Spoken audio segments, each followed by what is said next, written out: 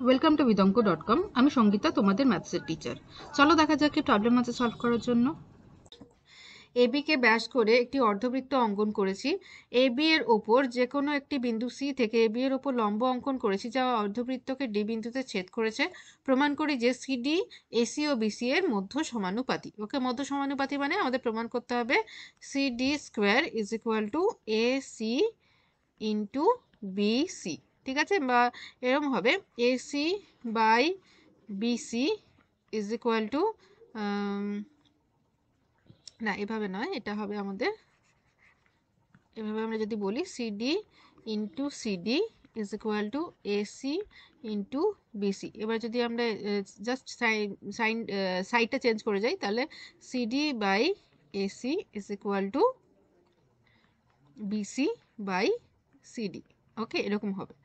ওকে, তো তাহলে হচ্ছে সিডি হচ্ছে মধ্য সমানুপাতি হয়, মানে A is to B is to C আমরা এভাবে লিখি A by B is equal to B by C. তো বি হচ্ছে মধ্য সমানুপাতি। তো সেখানে দেখো এখানে তাহলে B square is equal to AC হয়। তো একই জিনিস হচ্ছে এখানে C square CD square is equal to AC into BC. তাহলে সিডি হচ্ছে আমাদের এখানে মধ্য সমানুপাতি। তো মধ্য সমানুপাতি প্রমাণ করার জন্য আমাদেরকে জাস্ট এটা প্রমাণ করতে হবে CD square is equal to AC into BC. Okay, এটা হচ্ছে প্রামাণ্য। আচ্ছা, তো আমি অনেক কথা বলে দিলাম ছবি আঁকার আগেই, তো আগে ছবিটা এঁকে ফেলি আগে। আচ্ছা, তো বলছে প্রথমে এবি কে ব্যাস করে, তাহলে একটা সরল রেখা টানি যার নাম দিলাম এবি। তো এটাকে ব্যাস করে একটি অর্ধবৃত্ত অঙ্কন করলাম। ওকে, তো অর্ধবৃত্তর ওপরে সি যে কোনো একটি বিন্দু, সি বিন্দু থেকে এবি এর ওপরে অঙ্কিত লম্ব যা অর্ধবৃত্তকে ডি বিন্দুতে ছেদ করেছে। ওকে, তো এখানে আমাদের একটা কনস্ট্রাকশন লাগবে, অঙ্কন করব। অঙ্কন কি করব, আমরা এখানে এসি যোগ করব আর এখানে বিডি বিসি যোগ করব। ওকে, এসি আর বিসি যোগ করলাম। ওকে, তো যোগ করলে কি হলো দেখো এখানে, তাহলে এই যে অ্যাঙ্গেলটা তৈরি হলো এখানে এসিবি, এই অ্যাঙ্গেল এসিবি হচ্ছে সমকোণ বা 90 ডিগ্রি। ঠিক আছে, তো তাহলে এখানে এই এসিবি যে ত্রিভুজটি হলো একটি সমকোণী ত্রিভুজ। ওকে, আর এই সমকোণী ত্রিভুজের সমকৌণিক বিন্দু থেকে আমরা সিডি লম্ব অঙ্কন করেছি অতিভুজের উপরে, যেখানে এবি হচ্ছে অতিভুজ। ওকে, তো তাহলে কি হচ্ছে এখানে ত্রিভুজ এ সি বি হলো সমকোণী ত্রিভুজ। ঠিক আছে, আর এ বি হলো অতিভুজ। ঠিক আছে, তাহলে সি সমকৌণিক বিন্দু থেকে আমরা এ বি এর উপরে লম্ব অঙ্কন করলাম। তো তাহলে কি হয় না C D square is equal to AD into DB হবে। ওকে, C D square is equal to AD into DB হবে। তো আমরা যদি প্রমাণ করতে পারি যে সি এ ডি, এবং এটা প্রমাণ করা যায় সি এ ডি এবং সিবিডি যদি সদৃশকোণী ত্রিভুজ হয়, তো তাহলে আমরা প্রমাণ করতে পারি যে CD square is equal to C AD into DB হবে। আচ্ছা ঠিক আছে, চলো আমি এটা প্রমাণ করে দেখিয়ে দিই। যে আমরা প্রমাণ করব যে ত্রিভুজ সি এ ডি এবং ত্রিভুজ সিডিবি হচ্ছে সদৃশকোণী। ওকে, তো এটা সদৃশকোণী প্রমাণ করার জন্য প্রথমে আমরা কি করব দেখো, প্রথমে বড়টা নেব, ত্রিভুজ এ বি সি এবং ত্রিভুজ সিএডি নিলাম। ওকে, তো এই দুটো নিয়ে এবার এ প্রথমে সদৃশকোণীতে প্রমাণ করি।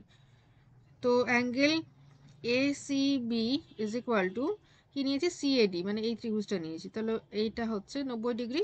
তাহলে এ সি বি এটা হচ্ছে 90 ডিগ্রি, আর এখানে সিডিএ অ্যাঙ্গেল সিডিএ এরা উভয় হচ্ছে 90 ডিগ্রি।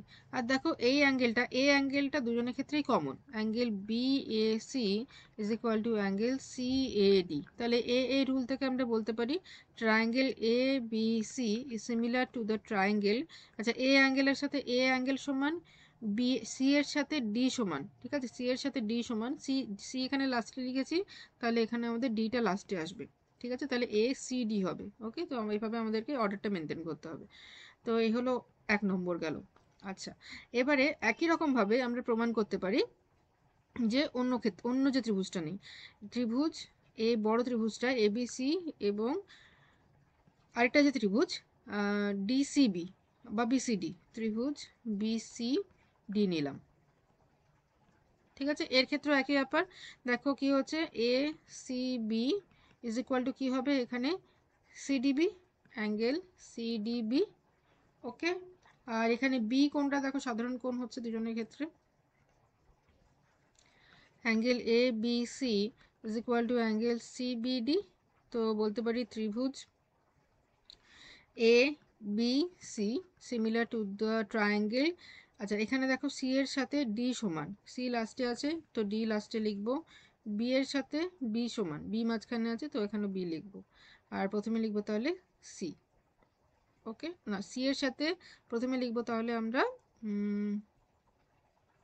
এখানে সি এর সাথে এখানে ডি সমান, হ্যাঁ তাহলে এখানে আমরা সি লিখবো, তাহলে এ এর সাথে সি সমান হচ্ছে। ওকে, তো তাহলে এটা আমি 2 নম্বর দিলাম। আচ্ছা, তো তাহলে 1 আর 2 দেখো যদি কম্পেয়ার করো, আমাদের ছবিটা লাগবে না, 1 আর 2 কম্পেয়ার করলে বলতে পারি ত্রিভুজ A C D similar to the triangle C B D. Okay, এবারে চলো বাহুগুলোর অনুপাত লেখো, AC by BC is equal to CD by BD is equal to AD by BD. Okay, এবারে এই অনুপাতটা নাও, এই দুটো, এবারে দেখো এই দুটোতে,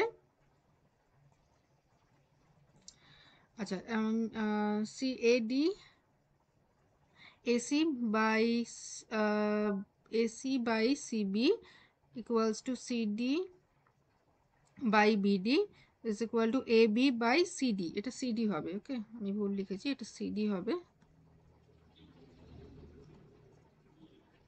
ওকে, আচ্ছা এটা যদি নাও, এবারে দেখো CD ইন্টু CD গুণ করো, CD ইন্টু CD গুণ করো ইজ ইকুয়াল টু আসছে AD ইন্টু BD, তাহলে কি হচ্ছে CD square is equal two AD into BD। তো এটাই আমি বলছিলাম যে আমি তোমাদের প্রমাণ করে দেখাচ্ছি।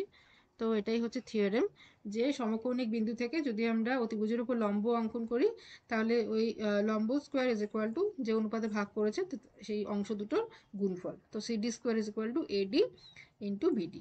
ওকে, তো এটাই আমাদের চলে এসছে।